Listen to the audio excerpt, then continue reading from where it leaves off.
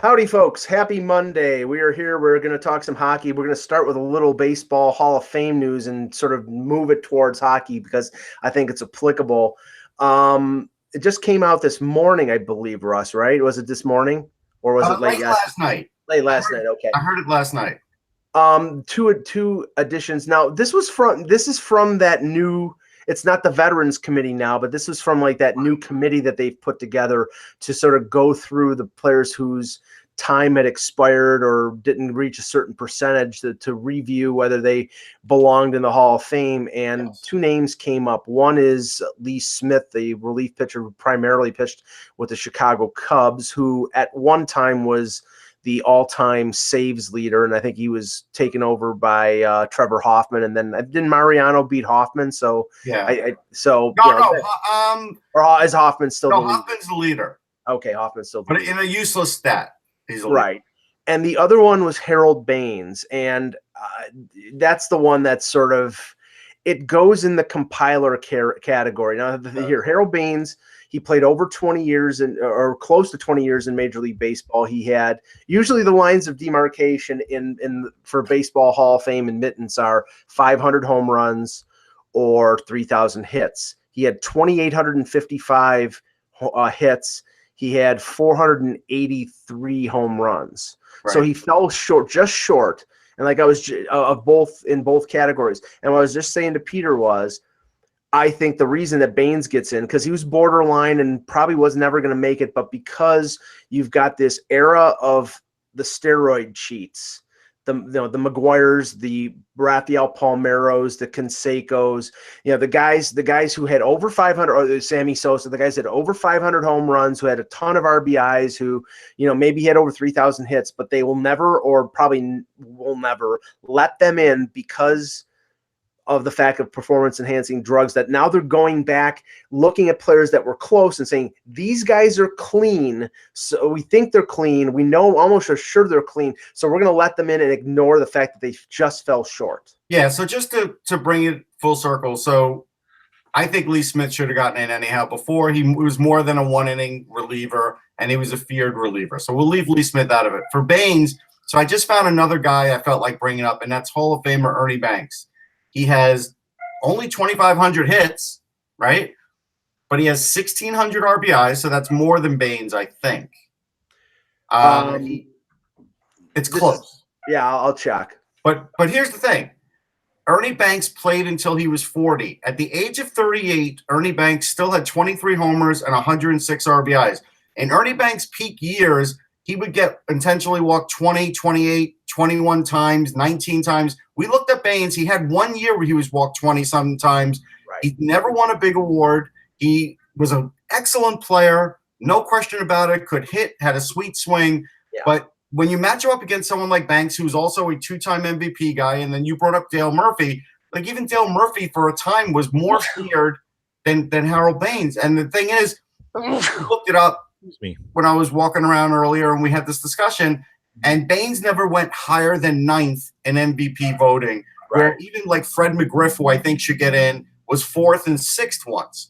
I think that's an indictment when you've only been an MVP 9th. And then we also looked him up in the World Series, and at the age of 30 years old, he only DH'd for Oakland in Oakland and only had a couple of other at-bats. At the age of 30, it's not like he was old at that point, so he was already being marginalized and being specialized. That's what he was. He was a specialized hitter. Yeah, and Baines basically first half of his career he was predominantly a right fielder. Second half of his career is primarily a DH. What this does in baseball is it opens up. If a guy like Craig Biggio didn't open it up for the compilers, it opens it up for Baines. So I think guys like Bill Buckner. On the pitching side, guys like Mike Mussina and Andy Pettitte, I think will eventually get in because they're. And then the thing is, though, with Pettitte, he did admit to performance-enhancing drugs, so that may keep him out. But Mussina, who is I think like 260 some odd career victories, or maybe close. I want to say he's like 268. Yeah. I mean, I think he'll eventually get in. But and just moving this to hockey. I honestly, because I think that sometimes, they take cues from other leagues. Peter, a guy like Cujo, who I've always been an advocate of, because I think he was one of the best goaltenders of his generation. He just did not have the good fortune to be on a Stanley Cup winner. He got to conference finals twice with Toronto, and then I think he got to a conference final once with Edmonton, or that one year, I think it was 97, where he beat Dallas. It was an unbelievable performance. And I think the second round Edmonton Dallas series were they're off the charts. Yeah, I mean, it was the only reason that they won the series was because he was unconscious. Yeah, I think he should get in, but the reason that he hasn't yet is because, I think people see him as a bit of a compiler, and he never won a Stanley Cup. Or now I think, Harold Baines never won a World Series. He was in one.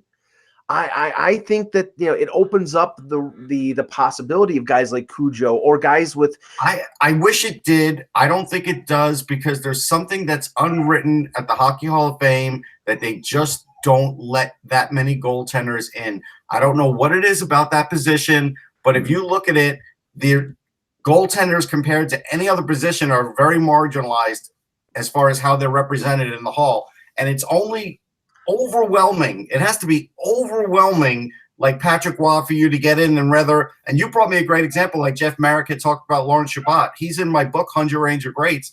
Right. I learned about Lawrence Chabot. I talked to John Halligan about him when he was the key guy for that book, and he definitely should be in the Hall of Fame. Like, it's not even a question.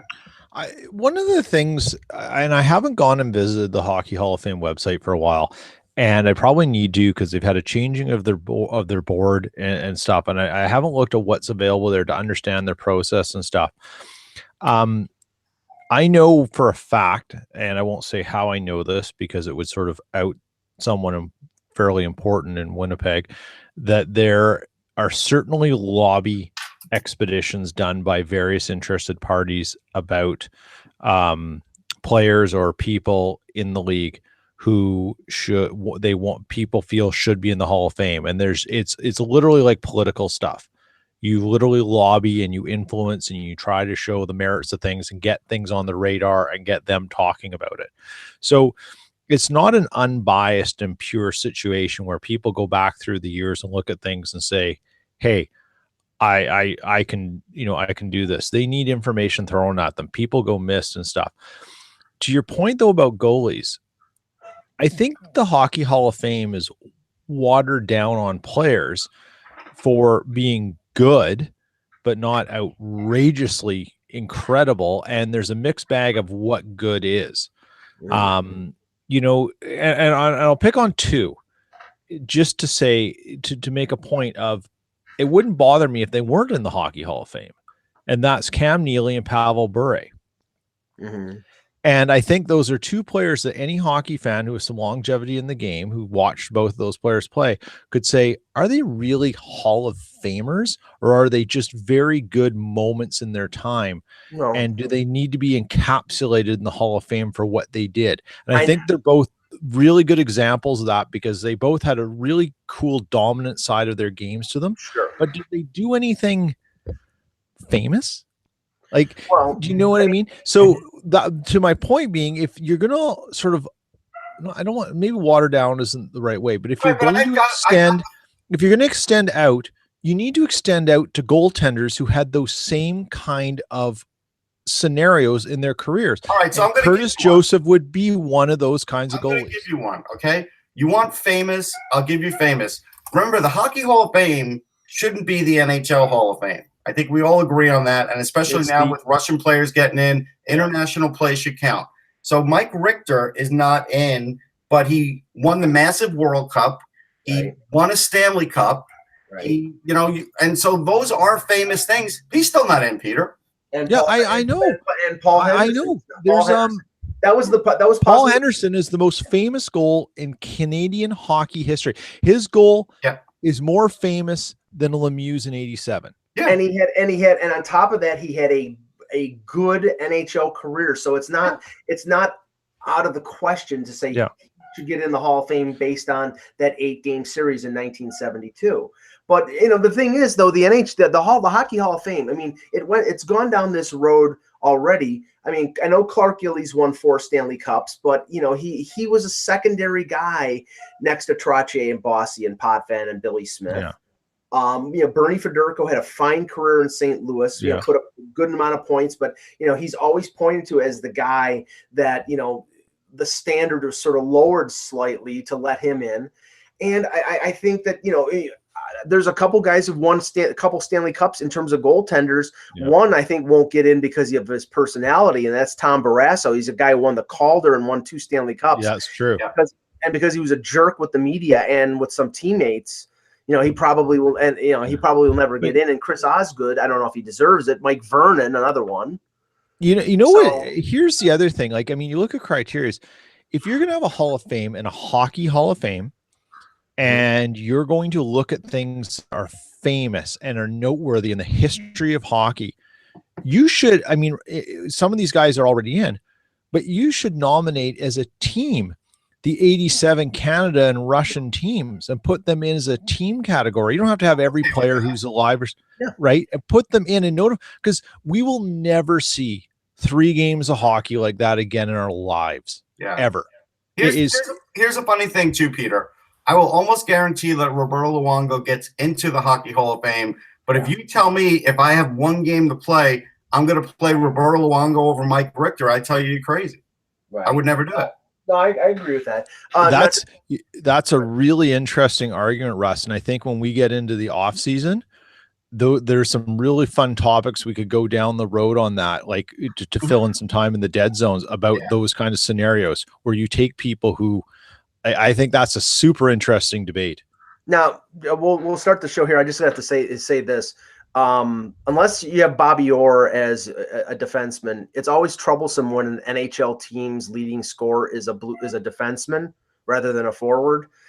Take that and translate that to the NFL when a quarterback is the best runner, has the most yardage in terms of rushing yards as opposed to a running back. And that's what the Buffalo Bills have right now with Josh Allen, who's ran 100 yards for 2 games in a row, and I think he has the most yardage since Michael Vick in two games. That's not exactly a recipe for success. And Russ and I were both.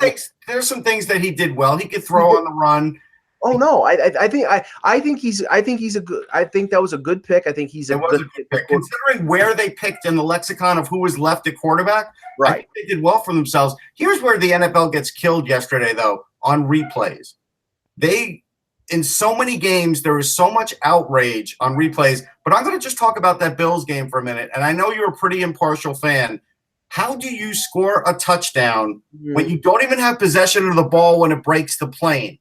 Like, to me, it should have been a dead play, and instead they said, well, he fumbled it, but he recovered it in the end zone. But here's the thing. If I could hold out the football and now break the plane, if I hold out the football and it drops, it should be a dead play. Right. They should have had another play. I thought Sam Darnold was going to do the Tom Brady stick the ball over the line on that 4th down play. Yeah. And that's too risky now because the replay is so inaccurate and it's so dependent on angles, and sometimes some stadiums don't have the right angles as compared to other ones. So I honestly, this is why I've become less and less interested in the NFL. I know a lot of people are into fantasy. A lot of people like to gamble on the games. Yeah, if you take the gambling and fantasy aspect out of it and you just are watching it for the sport, it's getting harder to watch. Yeah, it is. All right, let's talk some hockey. All right. Hello, Hockey World. Today is Monday, December 10th, 2018. I'm Peter Testier in Winnipeg. I'm Russ Cohen from Sportsology, and I've got one of these, and some people are hating on me, and some are really wanting to try it. It is a mint cream devil dog. Hopefully you're jealous. I might even eat it during the episode. God, that's incredible. It is. It's really good. But that's like a seasonal Joe Louis. And I'm Michael Agello, and this is the Hockey Buzzcast here on HockeyBuzz.com. I'm going to start with the suggestion of Peter and talk about right now, because there's a lot of stuff going on, a lot of games on the weekend, a lot of things happening. But I just want to look at this sort of quickly and see what the matchups are in terms of if the playoffs started today, what they would be. And we'll start in the East, and we'll try not to be too long about Right. it. We'll just go quickly on it. Just go quickly on it. Right now, the Tampa Bay would be the number 1 seed in the Eastern Conference, and the first round matchup would be against the Montreal Canadiens. They might sweep that. They might sweep that, even with Carey Price, even with Shea Weber back. Actually, Montreal has played worse since Shea Weber has gotten back than they did before. I don't think that series would be close. No. Peter? No, I don't think it'd be close, but I kind of like the geography of it, but you never know. Funny things happen in the playoffs. It's a refreshing change. People are daring me, so now I have to. Okay, go ahead. Tell us how it is. Yes. No, it's really good. Your brain tells you it should taste like the white cream, and then when you realize it's mint, you're like, oh, you know what? With the chocolate and everything, it's good. I like the chocolate mint are like, you can't. It's like a kiss without a squeeze. I like the mint Oreos, so there you go. Okay. The Capitals are leading the Metropolitan, so they would be they would have the second seed, and they would face the Boston Bruins. I'm here for that. Yeah, that would be Capitals in 7, I think. Yeah, that's a. Well, let me see that.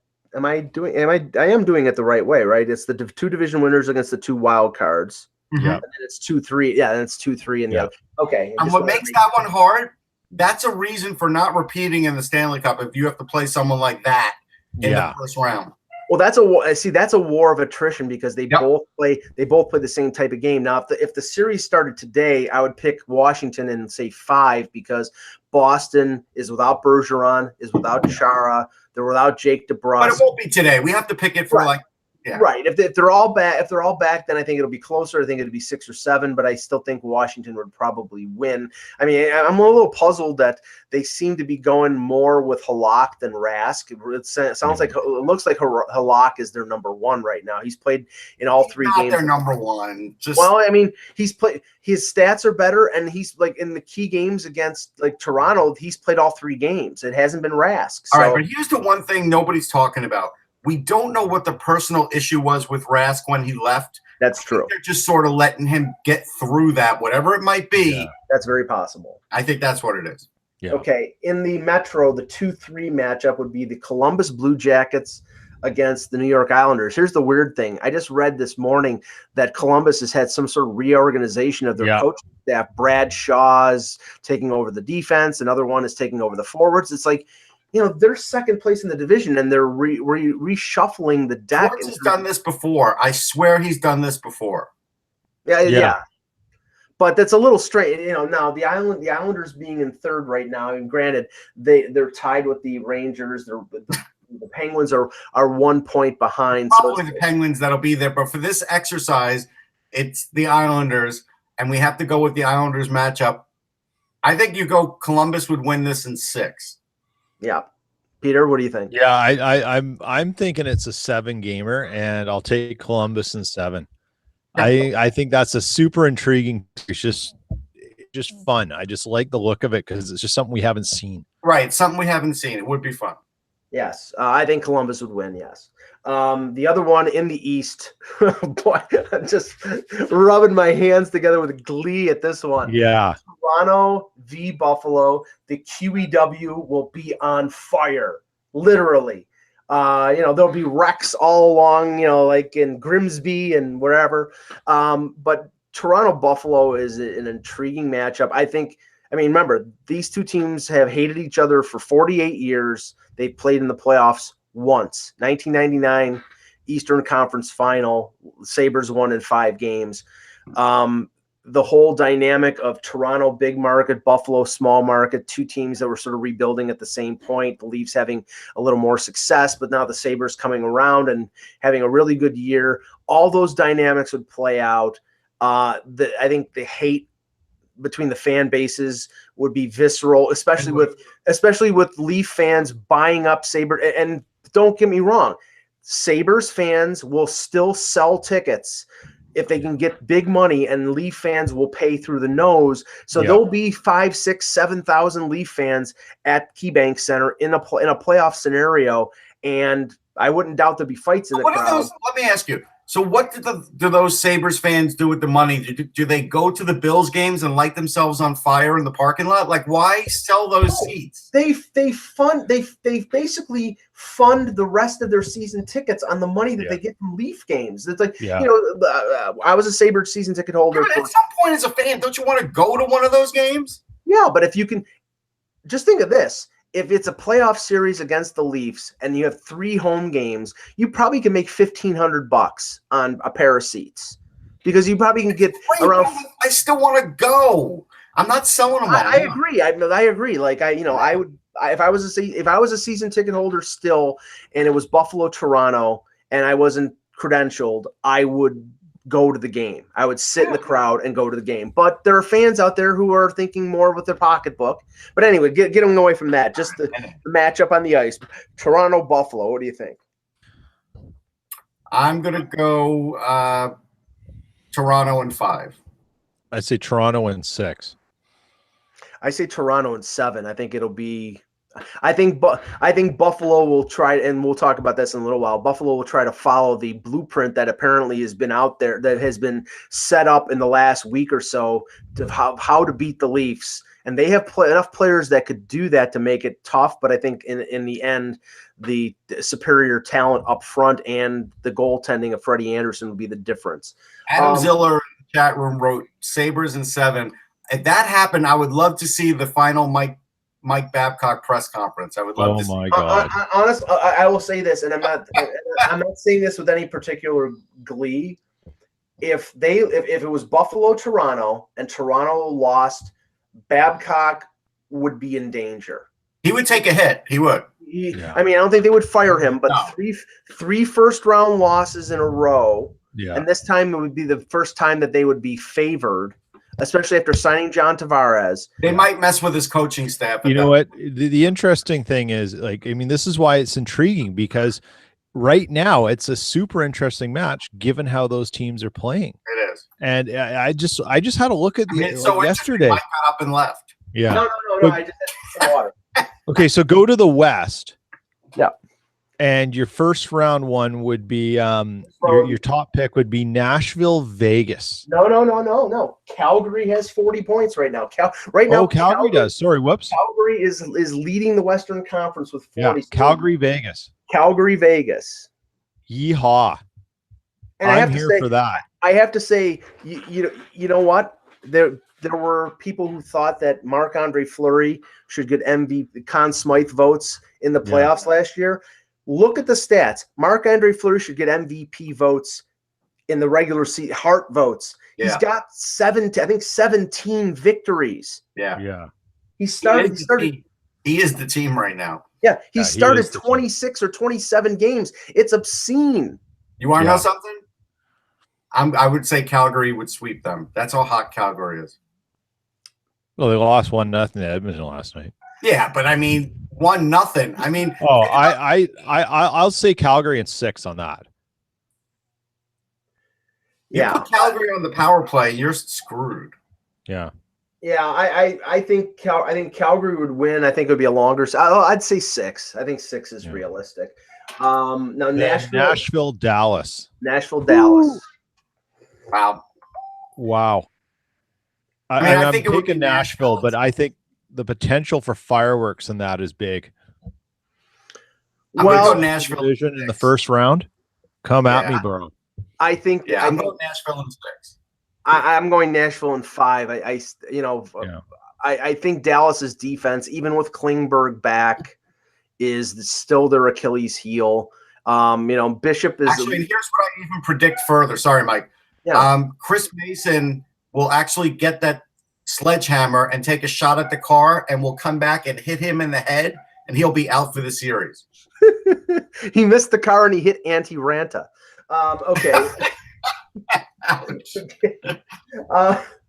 In the Pacific, the 2-3 would be Anaheim v. San Jose. Now, this is the funny thing. Anaheim, there's been talk about Randy Carlyle getting fired. There were, all of a sudden, like over the weekend, Bob Murray gets extended, and they're in second place in the Pacific. Now, the Pacific is really tight, but I think I would pick San Jose because I still think that eventually everything's gonna fall into place, and Vlasic, Carlson, Burns on defense, and Martin Jones in goal. That'll work, and I think they're just as talented up front as Anaheim is. So I would pick San Jose. I'm going to pick Anaheim in 7 because Gibson and Anaheim, the moves they've made have given them a nice little boost. I'm sure San Jose will do something too before the deadline, but Martin Jones hasn't been the same Martin Jones this year. He's not as good to me. Well, he's not as good as Gibson. Gibson's been obscene. He's been as good. He's probably been as good as Fleury. And if Gibson were to get hurt, Dave Miller. If Martin Jones gets hurt, it's Aaron Dell. And I know Eck would say Aaron Dell will, win every game, but he's not gonna. The funny thing is that Anaheim has done this. I mean, Perry's out, but they're just. I mean, they're succeeding with significant players out of that line. Cam Fowler is still out, so they're doing much better with much less than a lot of people thought. Sure. Mm-hmm. Oh my God. Okay. Yeah. Sorry, just got a text. No the other 2-3 in the Central is Colorado, Winnipeg. Go, Peter. Just go. I mean, look, I think any way you slice it, if it was Winnipeg, Minnesota, or Winnipeg, Dallas, or Winnipeg, anyone in the Central, it's going to be a war. Who gets home ice? Colorado. Right now, Winnipeg would. No, Colorado would right now. Yeah. I don't think home ice would make the difference in that. I don't think home ice would make the difference, but I think we would see some epically creative fire wagon hockey at times. I think there'd be defense, but I think the offensive inclination of both teams to just go at each other. I mean, but may the best goalie win, because I mean, you may come out of the series, but your goalies maybe just be banged up so much from having to face so much rubber. I mean, it could be insane. I mean, I'll take the homer in me and say Winnipeg in 6 because I think they've got a better defense and a better goaltending. Right. But you could coin flip that, or I wouldn't be surprised if more people took Colorado just because of home ice if they believed in it. No, it's a good. Go ahead, Russ. I was gonna say I believe in the home ice because Habs fans do get crazy. They do. Not that Winnipeg don't. Don't get me wrong. No, I know what you're saying. But they do add a little something, I believe. I think the biggest X factor is now this is first round.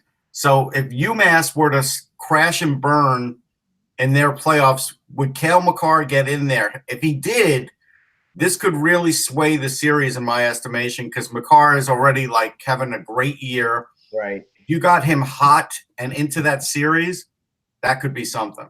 And it would even be more beneficial for Colorado if that happened, and it happened late in the year, and they get Makar and he comes in and plays less than 10 games and then goes right into the playoffs. He doesn't expire a year of entry level. Yeah. And with a young talent like that, they don't want. If it was like 20 games left in the season, I think they'd probably still want to bring him in. But burning that first year, especially with a guy who could be a real scorer at the NHL level on the blue line, and somebody who's got a lot of mobility, and he's the new NHL type of defenseman. That last year I went to the regionals, and that was in March 18th. So. Yeah, this could work out if UMass were to crash and burn, like let's say in the regionals, they could get him in there. That's massive. That would be massive. Eck will be joining us in a few minutes, but I want to start with this because it was something I looked at, and we're right now a little more than 2 months away from the trade deadline, and after all the Nylander stuff is gone, from all the indications from some of the insiders is that the market now, we know that the trade freeze comes up just before Christmas, so there'll be a week or a week and a half where there won't be any deals. But that sort of right what's going on right now is the teams that look to be at the bottom of the league, and it doesn't look like they're going to find their way back up into playoff competition, that they're sort of evaluating where they're going to go in terms of shopping players before the deadline. And I narrowed 5 teams. Well, maybe I'm sure there are going to be more, but Chicago, LA, St. Louis, Arizona in the West. Philadelphia in the East, you could extend that to say maybe New Jersey and maybe Florida, although Florida is not that far behind the wild card. They're only 6-7 points out of the wild card. Now, that's a fair amount, but not enough to throw in the towel at this point. But let's look at some of those teams. I want to start with St. Louis, because a rumor came up on the weekend from Nick Kiprios of Sportsnet that I'm a little skeptical of, not because of the possibility of who is going to be traded, but because he connected it to the Leafs, and in sort of formulating what the Leafs would trade back to St. Louis for this player, I think he's taking a departure from reality, actually. Now the player was Alex Pietrangelo, who's Olympics, played for Babcock and Sochi, one of the top defensemen in the league. He's on LTIR right now with a broken hand. He'll be back probably in the next, I'd say, month. He's 28 years old. He's a year away from unrestricted free agency. He's got one more year at $6.5 million. And it's reasonable to assume, Peter, that St. Louis, if they think they're going through sort of a reboot or reset or retool, that they maybe will not be able to afford what Pietrangelo is going to ask for as a 30-year-old defenseman on the open market, and maybe they would be amenable to trading him instead of trading a Parayko who's locked up for another 3 or 4 years at $5.5 million. So the possibility of a Pietrangelo trade makes sense, but Kiprios, I don't think it makes sense. I don't think it makes sense for St. Louis. I think it makes sense for other teams who want him. That would be the likely guy you'd target, because he's probably the most like. Unless St. Louis thinks that they can't afford him. But they'll be able to afford him. They're not even spending anything on goaltending, and now they brought up Jordan Binnington. If they move out Jake Allen at some point, they're not spending anything on goaltending. No, I don't think it's an affordability issue. I think what teams are going to get is what you would expect them to get. They'll get Jay Bouwmeester. Somebody will get Jay Bouwmeester, and you're going to have to, work with Jay Bouwmeester. You're not getting Alex Pietrangelo. So you think it's completely unrealistic that he gets shopped? Completely. Okay. Now, because Kiprios said he's not being shopped, but teams are interested, and if the of course teams are interested. I know, but I'm just telling you what it was being reported. But this is where Kiprios is just parsing words. Of course, teams are interested, right? Right, which means if they offer enough, St. Louis might be willing to deal them. But if you look at St. Louis's blue, St. Louis doesn't look at their team as a complete rebuild. They look at their team as, we've got goaltending problems that we're finally going to address. We did everything else, and now we might be sunk this year, but we'll be back next year. And based on that, Bouwmeester will be gone, but you need Pietrangelo. It's like they're not that deep on defense that they can afford to lose both. No, they're not. And then Peter, the thing that I quibbled with when it came to when Parayko's name was out there, and Parayko's name has been out there since the start of the year, and we talked to Kevin. But we don't even know if that's realistic. We don't. No, I know, but the explanation for that is the fact that they do have to sign Pietrangelo, and if it's one or the other, that they would probably rather sign him, because I think most people think he's a better defenseman. But the question is, one guy is 25, the other guy is 28. One guy is going to probably reach a certain point where he starts to decline earlier, and they have to make a decision one way or the other. Actually, here's something funny, Mike. I didn't realize this. In a recent game, somebody had a hot mic, I guess the ref did, and Colton Parayko, when the ref said to move, Colton Parayko goes, "I can do whatever I want." So you look at St. Louis. And his size. So I was at the the game on Friday, watching the Blues shut out the Jets, and Jake Allen out of nowhere came out and played a hell of a game. He played really, really well. His job is in jeopardy, right? He does. He knows his job's in jeopardy, but his job's in jeopardy only to the point that it's in jeopardy at St. Louis. He's still got 2 more years at 4.3. So his job is in jeopardy in St. Louis, and that they'll either figure out something to do without him, eat the contract, buy some of it out, do whatever. But I think there are teams that will take on Jake Allen in another role. So it's not really, maybe even the Carolina Hurricanes, if they could get a decent price on him. Flyers would probably do it too. Arizona. I mean, there's a few teams, even though Chayka said he doesn't seem panic yet, but there's a few teams that would probably take a shot on Jake Allen.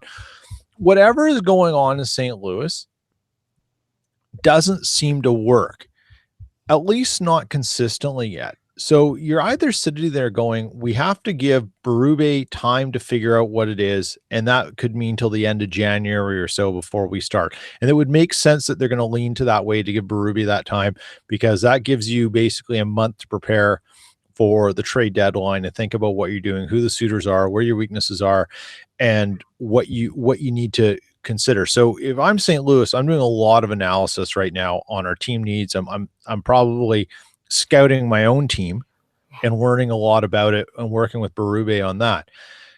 But if Kyprios has an inkling of of something out there and he's not off, whoever is taking Peter Angelo, and I don't know why he's on IR right now. That's the other thing. I don't know what it is. Broken hand. They got him for next year. So he's a decent risk if you're someone who wants to take the chance. If he can get healthy, you've got him secure for 1 more year. And that makes him more valuable than probably an Erik Karlsson in some ways would be now, because you've got the uncertainty of what comes next. At least you've got him next year. Well, and the Blues, if they're thinking of this, they don't want to fall into the Karlsson trap that Ottawa did, where the next thing you know, you're in the off season and you've got to make changes anyways for a totally different reason in Ottawa, and now you're dealing with a free agent. Okay, but here, can I say one thing? If you look at cap friendly, Tarasenko and O'Reilly are the highest paid players at 7.5. Right. Everybody else on this team makes 5 and 4, and then under $1 million.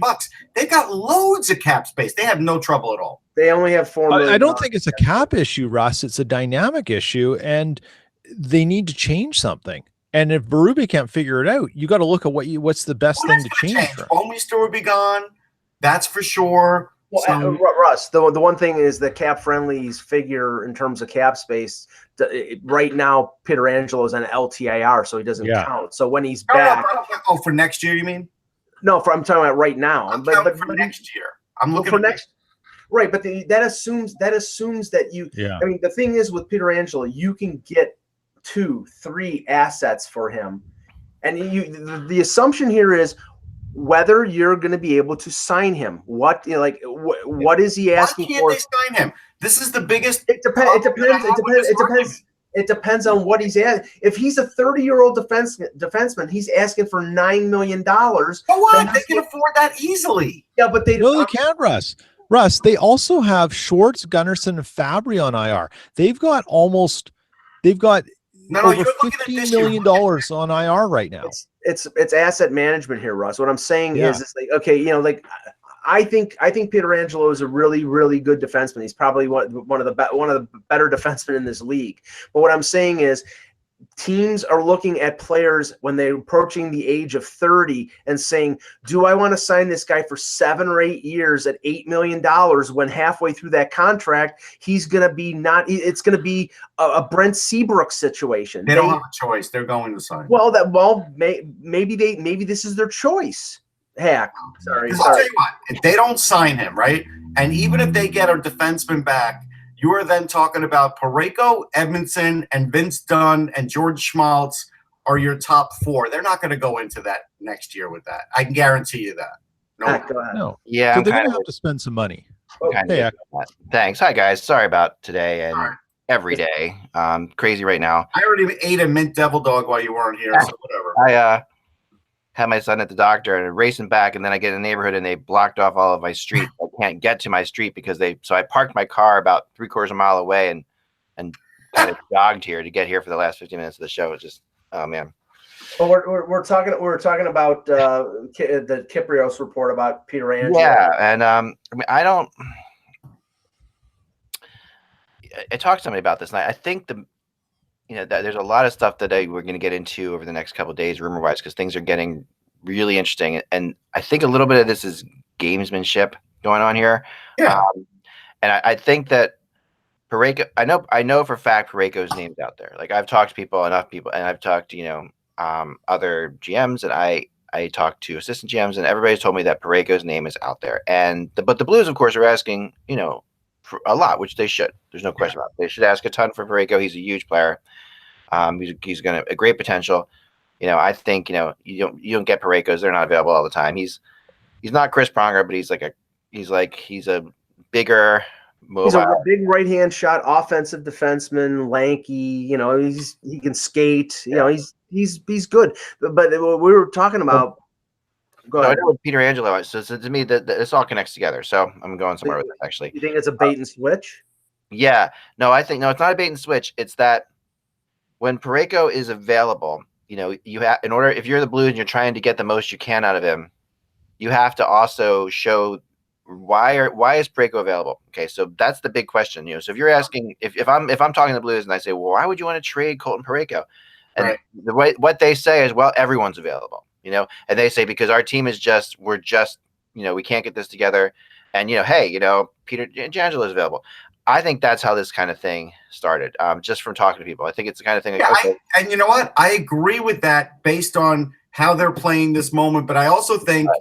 Based on the fact that they brought up Bennington and they put Chad Johnson on waivers and all of that, they have finally determined that their goaltending is an issue. And so now I think they're going to address the goaltending issue before they do anything else. Well, and I think they are too. And I don't think everyone really is available for them. And I also think that they are. But I think that the issue is, why is Parayko available? Because when a player like that becomes available, it's not too. Someone compared it, and I thought this was kind of close. Not too similar to like Dougie Hamilton, right? Who was out there, and another good defenseman who has been traded twice now, and we all the rumors about he doesn't fit in with the team or whatever, all that stuff. I don't think that's the real reasons that he's been traded twice. I think there's other stuff there. I mean, I'm sure is it the hot mic issue that I just talked about before you came on, where Parayko told the ref I could do whatever I want out there. Is he like full of himself? Is that possible? That's very possible. Yeah. I mean, that definitely is possible. And I think that so what they have to do to justify trading Parayko is make it not like they want to trade Parayko, but that that their team is looking for anything they can do. So when you do that, this is a common ploy, to try to get a player that there might be something else with that we don't know. Maybe it's attitude, maybe it could be anything. Like we don't know if it, we haven't, I guess we have to put the Blues in the back of an Uber to really find out what's going on, right? But at the end of the day, we don't know with Parayko. So I think this is more along the lines of that. I don't think that they have any desire at all to trade Pietrangelo. I really don't, and I don't think that they're going to. I just don't think. Especially for not what Kyprios reported, like a potential deal with the Leafs would be, where Nikita Zaitsev is included. That's $4.5 million times 5 years. It's like, no, if a team is looking to reset or add some cheap younger players, they're going to be asking for Liljegren. They're going to be asking for Kapanen or Andreas Janssen. They're going to be asking for a first-round pick because St. Louis traded theirs to Buffalo in the O'Reilly deal. I mean, it's not going to be taking on somebody long-term and big money, when I think one of the reasons why they would trade Parayko or trade Pietrangelo is financial, is because they, if it's Parayko, they're clearing money to re-sign Pietrangelo. Yeah, they are. And that has a lot to do with it, right? And I mean, it's a convenient way. Again, you're not trading either of them if you're happy with them. Those are two players. There's something going on with Parayko to trade him. There's something with him, and I just think that's about. I mean, the Blues basically said to everybody at the beginning of the year that they were all in this year, and they were going to go for it, and this is where they were going to. This was a big year for them. They went out and they traded for a bunch of players. They changed. They added a whole new line to their team. Yep. They completely went overboard, and for that not to be working out is puts them in a really embarrassing, awkward spot, right? And now they're trying to figure out, are we still going for it or are we not? And because all these teams, I mean, I don't know how much you got into talking about the teams, that are on the bottom of the rung in the beginning of the show, but this is the first one, so we can. Okay, yeah. So, yeah, I mean, they're all these teams that are at the bottom of the rung. I mean, very few of them are really out of it. Like it's hard to say. I mean, there's a couple teams that are just definitely. Well, let me just say this, and we can transition to this team because I look at them, I look at their contractual situations, I look where they are in the standings. They're leading the NHL in goal differential negatively, -31. That's the Blackhawks. They've what have they won 2 games since Jeremy Colleton has taken over for Joel Quenneville. But if you look at it, can you see them trading Taves right now? No. Can you see them trading Kane? Well, no. Or Seabrook or Keith or Saad? I mean, I don't know. I don't see where they go. I'm not saying they're tanking, but I mean, this is the kind of team that they're just naturally tanking. They're naturally tanking. They're naturally tanking, but they still have if they got Hughes on that team. I mean, this team is not. They still have enough good young players. Oh, no, look, if they got Jack Hughes, they still would need defense. Yeah, no, they still would need defense for sure. But if they got like one other defender, yes, could they compete next year? Sure, immediately. I mean, they could compete immediately. I think. And the Hawks are, but what is interesting is how the Quenneville difference. I mean, has obviously they were better with Quenneville than they are without him. I think we all knew that was going to be the case, and that's why I really wondered about that trade that firing at the time, and now why Quenneville's stock continues to rise. And in different places, and that was what my writing was about today, which we can sort of touch on with the Flyers being another team that's in that sweepstakes, perhaps. Yes, but I have to say one thing before we get into the Flyers sweepstakes part, because I believe in what you're saying, and I believe they're a bottom-dwelling team. But we keep hearing a lot of talk, like yesterday in that Winnipeg game. Hey, those first 28 minutes, they were great, and then it just sort of came unraveled. I'll tell you why they were really good for the first 28 minutes, because the whole team's on notice. They've been starting slow the entire year except for a handful of games. So that. Your job's on the line. You played okay for 28 minutes, but the team can't play okay like that for the entire game. They're not capable the way they are with the system they're in. So right now, they're a team that's desperate to make a trade. But the problem is nobody wants to make a trade tomorrow. Right. They would, but nobody else does. And that's where they're sort of stuck. Unless it's for a player that they don't want to trade. Right. And it's like, right now, I know that there are a few teams out there that would love to get Wayne Simmons. Sure. I think more than likely those teams would rather wait until closer to the deadline, whereas the cap hit would be less, even though he's got his AAV is a little under $4 million. But in this in situations where there are very few teams where they have a lot of cap space to play with, they'll wait until he's a little cheaper in terms of money. Almost everyone can afford that cap hit. I don't know about that. I mean, Toronto can because they have 12. I think Mike's right. A lot of teams do like to wait on the deadline for higher price guys. They just do. If you're talking about if that team is absolutely set and going into the playoffs, right? There's only how many teams are there like that? There's a few. Yeah, but all right, then Tampa, Nashville, but the top contenders. Yeah, I mean maybe a few of them, but I mean beyond that, I don't think that there are a whole lot of players that are untouchable on the Flyers, so to speak. I mean, there are players that are. I shouldn't say that. There are players that are definitely untouchable. I've been told Morgan Frost is definitely untouchable. Because Provorov went down that road last year. Provorov, I would say, as well. Although Frost was untouchable with Hextall and Pryor there, we don't know if he's untouchable now. Yeah, I mean, Frost is still untouchable, but Provorov, there's contract issues there for sure. They had issues with Hextall about that. Whether or not they're going to be able to get that solved now. I do think it's weighing on him. I think the contract is weighing on him to a degree, because I think Provorov is one of those ultra mature kids. He's way more mature than he should be at his age. Mm-hmm. He's way more North American than he should be for a Russian kid. He is. He knows everything that's going on. He knows what's going on. And I think that affects him. I mean, you had a reader ask about Provorov, Peter. What was the question they had? Well, he just wondered. I'd made a comment on yesterday during the Jets Flyers game that Provorov had seemed off, and I sort of logged HockeyBuzz today, and there was a message from a guy, and he was just wondering what our thoughts were on Provorov and what's going on with him, because he looks off to me. Like, he screened Neuwirth on, I think it was Morrissey's goal. Like, I mean, he was way out of position. He seems to me, when I watch him, like he's looking behind his shoulder to check what's going on. Like, he seems out of touch with, maybe out of touch isn't the right word, but, and I don't want to say lost, because he's not lost, but he doesn't seem positionally sound. Okay. How's that? Here's what Here's what I know about it, right? Yeah. So he wasn't doing great this year under Gord Murphy's system. There was issues there, right? Right. And a lot of it had to do with he and Gostisbehere. So yeah, when they got put back together again before they made the changes, that definitely threw him for a loop. Again, he's a 21-year-old kid.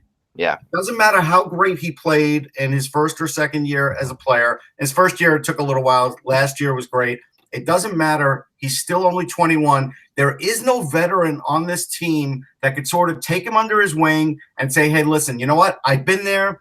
This is what it is. This is what you need to do. There is no guy like that. They need a veteran defenseman to help this guy along, because right now he is just treading water. He is. Yeah, they need that in a huge way all around for a lot of their players. Yeah, I agree with that completely. I mean, he's just treading water.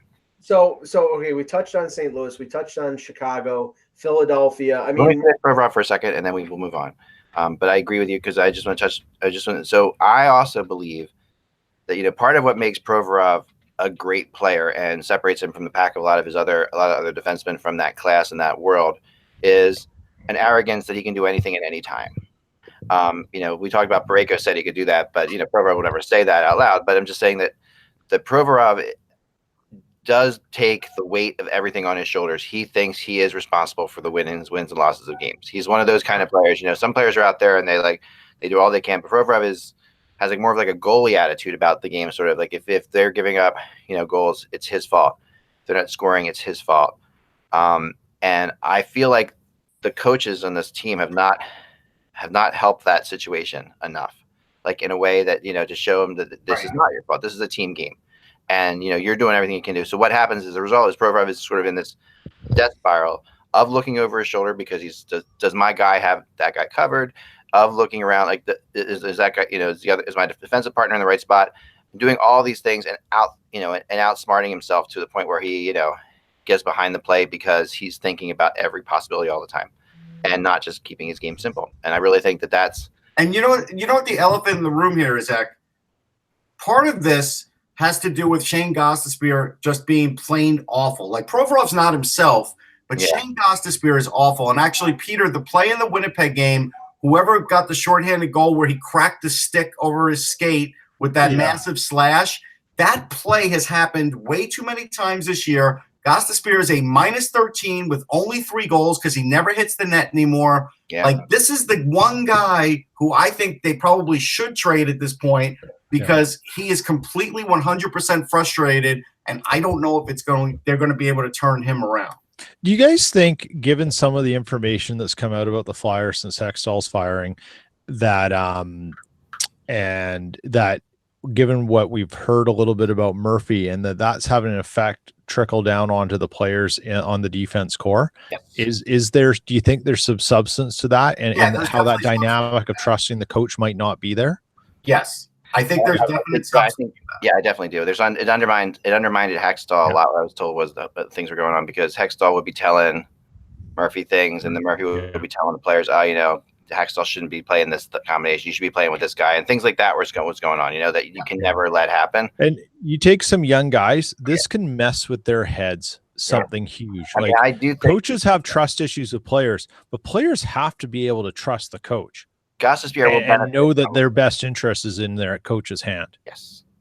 Ghost will benefit from a coaching change probably more than anyone. But he hasn't yet. Like, this is this is not a coaching change. This is not a full cultural coaching change. This is still a player this is still a coach who has very specific ideas on, how much you can skate with the puck, outlet passes, things like that. And that's part of the problem of this whole team. Yeah, right.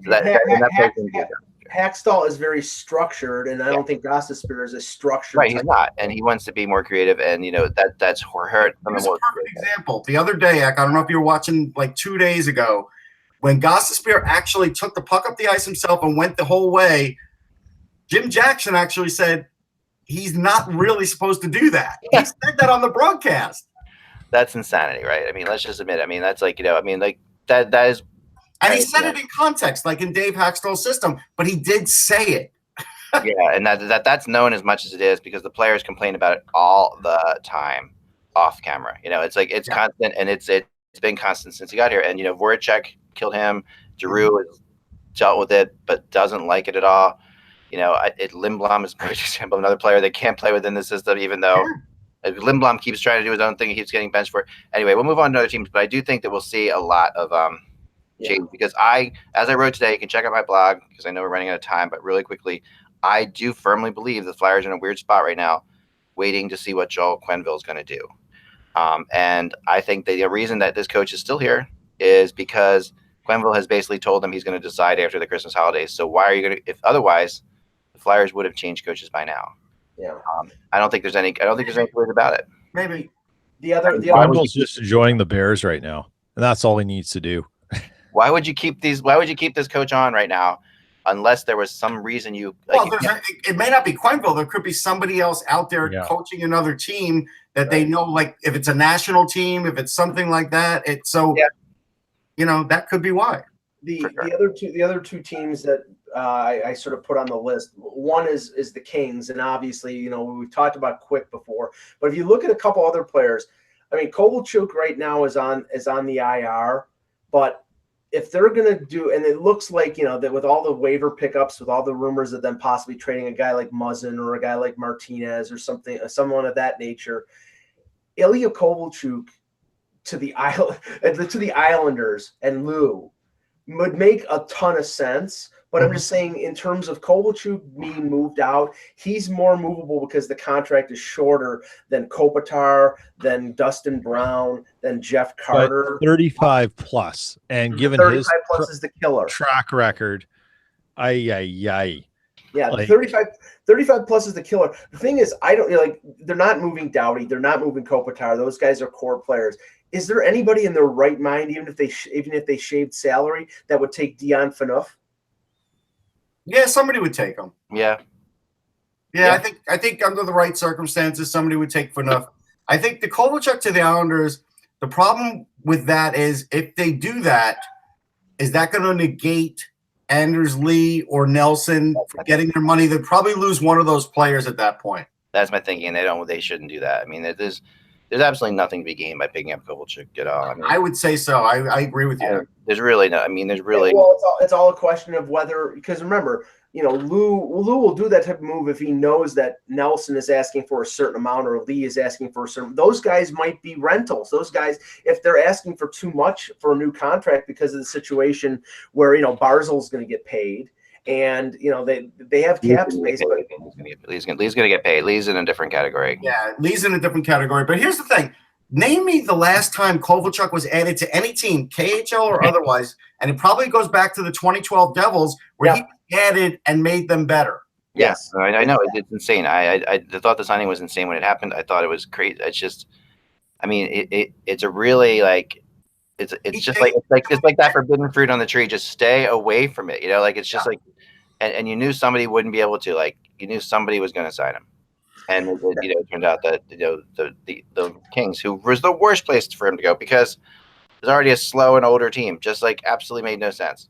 Now the other one, and it's because of recent circumstances, and it was just announced this morning that Antti Ranta will more than likely be out the remainder of the season because they discovered in a surgery that was to repair, and I don't know if it was his knee or what, but he was injured. They went in to do surgery, and the damage was more extensive, so he's going to be out probably the remainder of the year, which right now leaves them with Calvin Pickard and I think Darcy Kemper if he's back from injury in goal. I mean, it's disastrous for them. I don't think they can contend for a playoff spot without Ranta being healthy. I don't even know if they were contending with Ronta. They're still 7 points out. Right, but the thing is, you look at their roster, and it's like, okay, do you now trade Alex Galchenyuk because he's got a year left in his contract? I mean, are you going to get anything for Richard Panik or Kevin Connaughton, who's got a year? I mean, there's any of that because they were playing well. There are signs this team is turning in the right direction. You got to go with that for a little bit. I mean, you have to just this injuries happen, and injuries are really unfortunate. And this injury is devastating because he's one of the best goalies in the league, honestly, and they need him right now. Over the last couple of years, last year he was one of the best. Russ made a good point when we were talking before the show about Ronta. It's like Russ, to say what you said about his.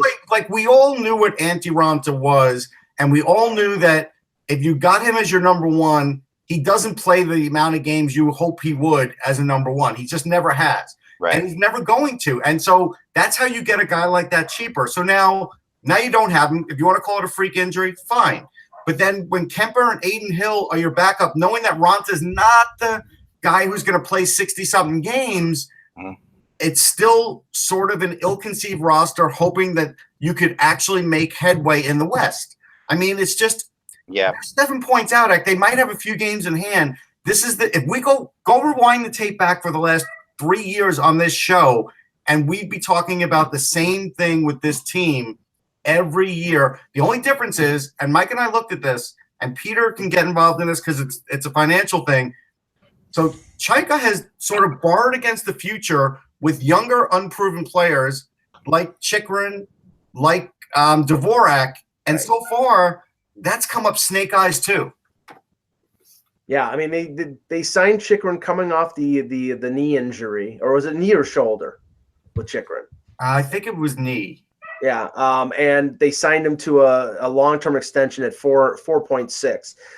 Now Dvorak got hurt after he signed the extension, but they gave him off of entry level, and he's only had like one really decent year. They gave him almost 4.5 for I think 6 or 7 years. So that they extended these guys based on their potential. Yep. And as Russ said, they've rolled snake eyes because one guy is just coming off an injury, another one has not played a game all year, and with a team that their budget is always front and center in terms of concerns, those are decisions that kill a team. They really do. So one other team, just to throw this out there, Peter, because I mean I know that you follow them. Actually, one other thing, they have a staggering amount of RFAs next year. They have 1, 2, 3, 4, 5, 6, 7, 8 RFAs next year. I mean, the team was set up to go through this year by the GM to see where they were and if they were if this core was gonna make it or not. Basically, is what they were doing. And now you're not gonna have a really good perspective on that because the goalie goes down. So it's hard to tell. Like you say, they might not have made it anyway, but they might have. They were showing signs. And remember, they've got $5 million a year for 2 more years tied up in Marian Hossa, in the legend of Marian Hossa. Yeah, but that's just to reach the cap floor. That's empty. Yeah. It's empty cap space. I think his money out is $1 million, and he's got a $5 million cap hit. So that's believe me, they'll take on more of that next year because that's what they do. But the other team is Vancouver. Now, I mean, they've had this success. Pettersson and Besser. They have young players. But if you look at them, if they fall out, if they're not within shouting distance of a playoff spot, Edler's a UFA, Tanev has got a year left, Delzato is a UFA. Yeah, Anders Nielsen's a UFA, and with the goalies dropping like flies, maybe they could get something for him. I mean, to my mind, I would think that Benning would be in the seller's market.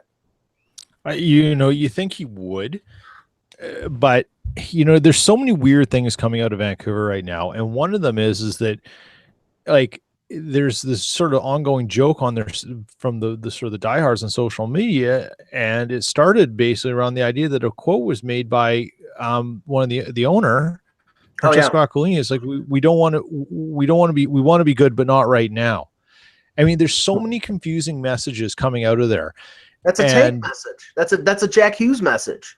Yeah, it's a Jack Hughes message, but I think they could totally lose for Hughes. They just have to Benning's got to get with the program and do it. They're not going to do it. I think that's the first smart thing I've heard out of Aquilini in my life. You can't do it. You've got Pettersson getting 5-point games. Like I said, he's not just a Calder. He's one of the best players in the league. He won the first star this week.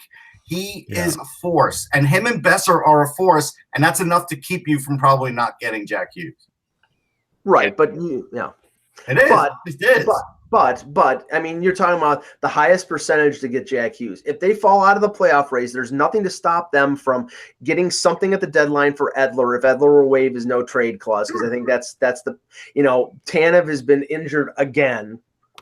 Yeah. And he'll probably be healthy at the deadline, but you never know. And do they want to keep him to the end of the contract, or do they want to trade him now and get a little more for him? I mean, there are situations there where they could really max him. I mean, if they trade Nielsen, is Demko ready to at least be a backup in the NHL? I mean, that's what I'm saying. It's like there are opportunities here for those teams that are out of the running for a playoff spot, and we'll just have to see closer to February 25th whether that happens or not. Yeah, for sure. We're going to have. Let's see. Go ahead. Here's what we should do. We should have a bet.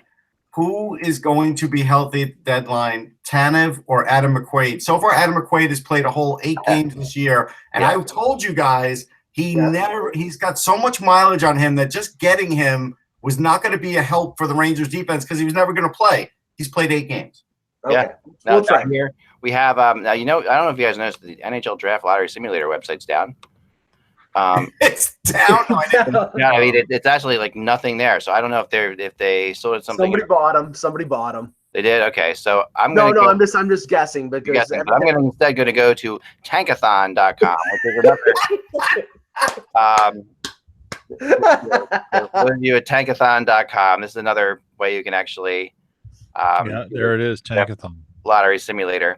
So we're gonna simulate this. Since we talked about this today, I think we should start doing this. But give fans. Preston, go ahead. Give us one. Give it a go. Test it out. Ready? Sim lottery. The New York Rangers.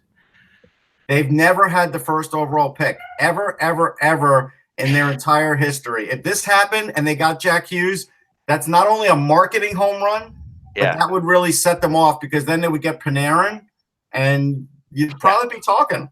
And they moved up 10 spots on this, and the Flyers moved up to the 2nd spot on this. So it's pretty interesting. I did see a note. I really like how you scroll down there, and unfortunately, by their metrics, they have Tampa Bay losing, or they have the Jets losing to Tampa Bay in the Stanley Cup final. Do they? Why don't you look there, Peter? Oh, I see. I was curious. I thought it was so neat how they put all the names in there too, and that's kind of fun. Fine print. Well, Russ, I did one last note. I did hear that the Rangers' first round pick, the Kravtsov, excuse me, that he is supposed to come over to North America after the end of the KHL season. Yeah, and it has to do with, remember what I told you, that team is not good, and he's not having the best year. So Rangers probably looked at that situation and said, let's get him out of there. Remember, we talked about this a few weeks ago, so it's a good move. Yeah. All right. So there you go. The New York Rangers. Wow, that would be something.